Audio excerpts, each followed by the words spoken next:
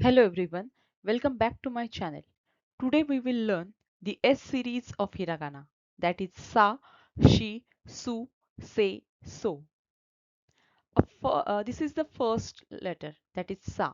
A common word is sakana, which means a fish. Next is Shi. A word is Shichi, meaning seven.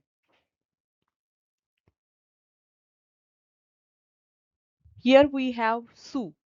Su for sushi, which is one of the famous traditional Japanese dish.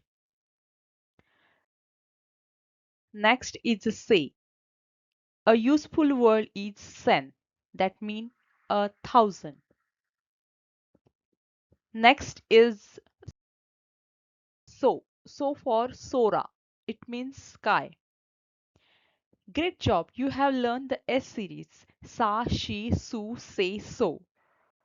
Don't forget to like, share, and subscribe for more Japanese lesson. See you in the next video.